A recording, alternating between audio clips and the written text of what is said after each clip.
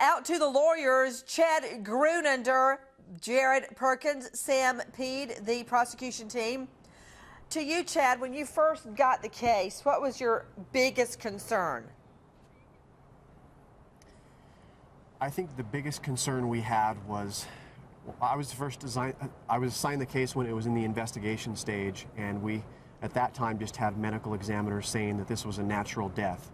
It was later determined to be undetermined, and then we were able to get Dr. Joshua Perper on board, who assisted with that. But I think it was the medical evidence at first, which was our biggest hurdle. Yeah, you know, out to you, Sam Peed, when you know in your heart, in your gut, you know it was murder, and then you get the medical examiner saying it was an accident, and you know that it is not.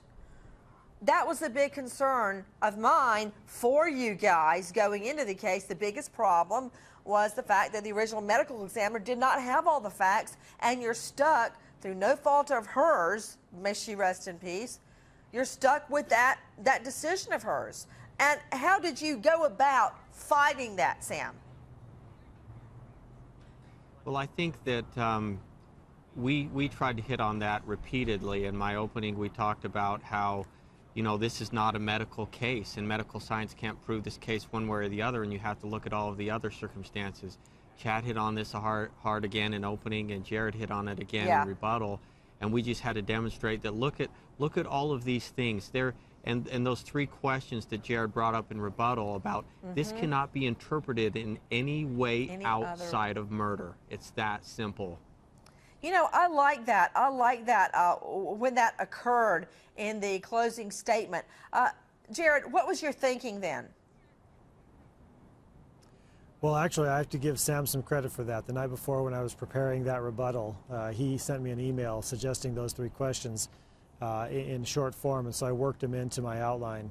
And exactly what he said is what we were thinking about. There are certain things that, regardless of the medical evidence, could not be explained any other way other than Martin's guilt.